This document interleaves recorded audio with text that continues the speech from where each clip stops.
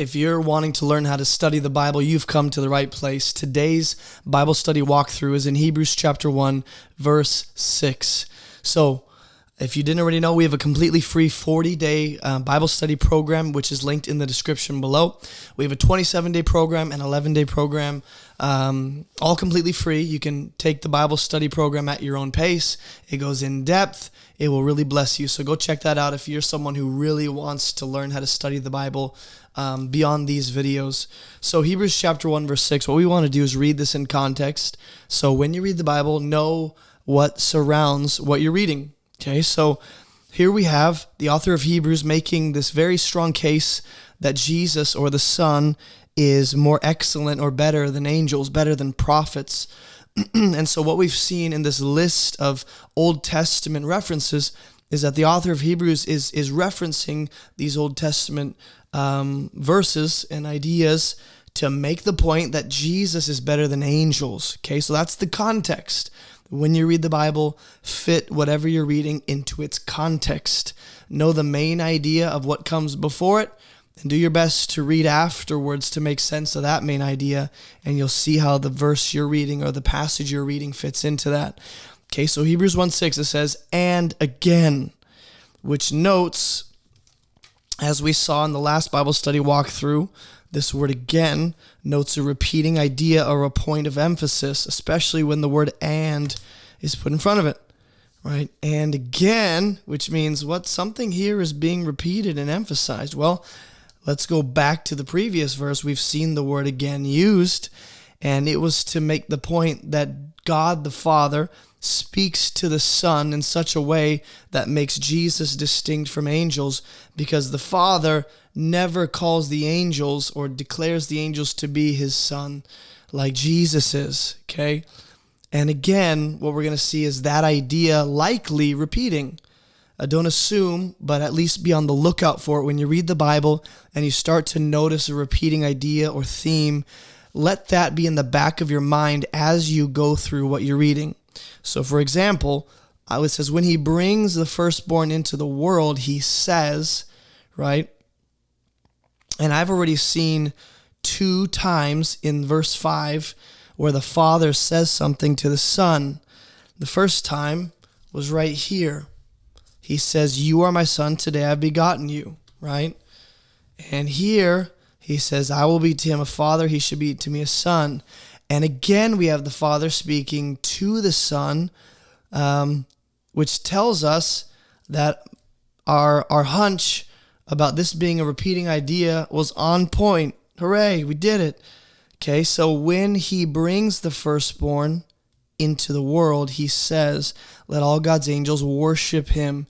Now this is, once again, if you didn't already watch the last Bible study walkthrough, this is a quotation from the Old Testament. And I'm not going to spend a lot of time saying what I said the last time, which is when you see a biblical author reference any other part of the Bible, go to that passage and read it in context, and it will really bring clarity to how he's employing that passage and the main idea. Okay, so the Father here is bringing the firstborn into the world. Now, what I initially want to ask is, what does it mean that the Father brings the firstborn into the world, right? So I can try and make sense of this on my own, or I can look at the surrounding verses, what has been said before this. So when you have a question in Scripture, and this is my tip for you, is ask questions for sure. But usually, not always, but usually the surrounding text will at least bring clarity to the answer of the question you have. So I have a question. What does it mean that God brings the firstborn into the world? And another question might be, what does it mean that Jesus here, the Son, is referred to as the firstborn? What does that mean? So these are questions that we want to learn to ask as we approach the text of Scripture, right? So the way we start to answer this question is, do I see anything in the last 5 verses of this chapter that has anything to do with the world, or Jesus being the firstborn, or Jesus coming into the world? And if we look back, this is why we meditate on Scripture and we study. Okay, when you read the Bible, don't fly through it, or you won't have the proper meditation in place to notice these things. So I've already seen the world spoken of, the word rather. I want to say it's somewhere in here that he's creating. Yeah, the world. It's in verse 2. We've seen that Jesus actually created the world, which tells us that Jesus pre-existed the world. Okay? So what that tells me, the conclusion I can come to, is that since Jesus pre-exists the world, this cannot mean him coming into the world is him coming into existence, because he pre-exists the world. So when the Father brings the firstborn into the world, Jesus as the firstborn, he already exists.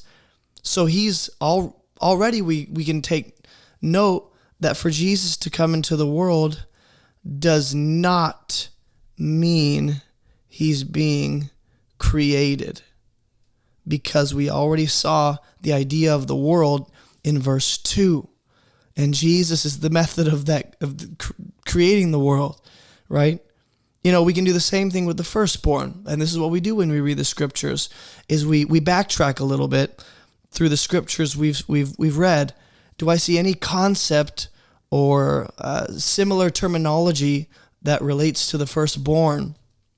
Well, in verse 2, what I do see is that Jesus is the heir.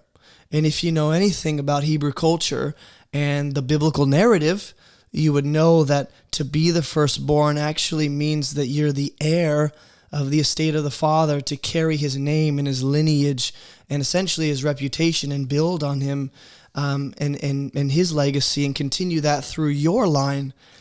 So part of being the firstborn, and again, this you wouldn't know this if you just jumped into Hebrews and you've never read the Bible at all, but this is why when we study the Bible, we want to think about anywhere else in the Bible where I've seen the idea of someone being an heir, right? Or I want to think of anywhere else in the scriptures where someone is firstborn. You know, I think of Jacob and Esau. Esau's the firstborn. He has the firstborn blessing.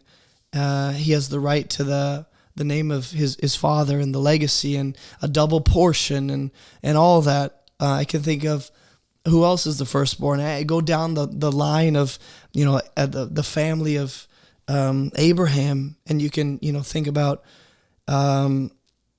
Isaac and Ishmael. Ishmael's technically the firstborn of Abraham. And so what I'm saying is you can think about where else in Scripture you've seen that idea, and maybe go and study those other passages before you come back here. Or maybe that just informs how you view this concept of the firstborn. And so what you want to do is paint a holistic picture of an idea throughout the Bible, not just limited to this verse, right? So I've done a whole study on the word firstborn, and maybe something you can do, again, this is just some Bible study tips, is I would trace out every time the word firstborn is used in the scriptures in the Old and New Testament, see what the Bible has to say about that. But either way, we know that Jesus being the firstborn does relate to him being the heir, the appointed heir of all things. And he's brought into the world, which oddly enough, we've already seen the world referenced as Jesus being the method of creating that. Now we have this win. And we said this in the last Bible study walkthrough, or a couple ago. This, not the back end of my marker. The word, any time markers are helpful. So what I want to do is highlight any reference to time, any word that gives me an indication of where we're at chronologically. Well, when the Father brings the firstborn into the world, he says. So you might ask the question, when did God say, let all God's angels worship him? And the other question is, who's the him being referenced? The only other person being referenced is the firstborn. That's who the Father's speaking to, right? So you begin to meditate on these ideas and go, wow, the Father brings the firstborn into the world. When he does that, he does say, let all God's angels worship him. So can you think of anywhere where angels are worshiping or declaring the praise or making a big point about Jesus, the Son. You can think about Luke's gospel and the narrative of Jesus' incarnation. That might give us a little more idea of what it means for him to come into the world. That might refer to his incarnation, when he takes on human flesh and comes into the womb of the Virgin Mary, and he's born through her to come into the world. That's something to think about, right? So when I read the Bible, I want to think about it. Have I seen any other place where angels are worshiping the Son? Specifically, I forget which psalm is being referenced here off the top of my head, but there is a psalm being referenced here where, or I don't remember if it's a psalm. You can let me know in the comments. But either way, the author of Hebrews is saying, let me quote the Old Testament to make you understand that God has already declared his Son, the firstborn, is worthy of angels' worship. In fact, he's entitled to it. He commands angels to worship his Son, right? So now what we do is we fit this other Old Testament reference alongside the other ones we've seen, which is this one right here and this one right here. Technically, this is the very first Old Testament quotation we see in Hebrews. Technically, this one here is the second. Technically, this one here is the third. So now that I have an idea of Jesus being better than angels in the last few verses, I can add this to the list. Wow, angels are worshiping him. That does make him better, And so when you have a list, for instance, we have a list of reasons Jesus is better than angels. We have a list of Old Testament scriptures being referenced, right? We have a list of statements from the Father. When you see a list developing, pay attention to it. Start to mark the differences, the similarities between the items in the list, how this item builds upon the last one, and how the last one builds upon the previous. You start to think through these things. So that's what I want you guys to learn how to do, is not just take verses in isolation. I know we can only, go through a couple verses at a time in these. We can't take each chapter as a whole literary unit, but nonetheless, we have God's angels worshiping the Son here when he brings the firstborn into the world, right? So I can even note or pay attention to this verb, to worship. What does it mean that angels worship? Maybe I should go figure that out.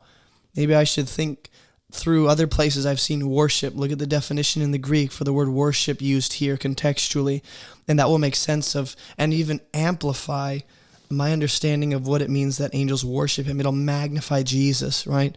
So when you read the Bible, I hope you've taken a few tips from today. I've used these in the past, but they stick nonetheless. And I think that's all we have for today. We'll get to verse 7 in the next Bible study walkthrough. Today it was just one verse, but we're slowly moving along and we're learning how to study the Bible together. So I hope this was a blessing to you, and I'll see you guys in the next Bible study walkthrough.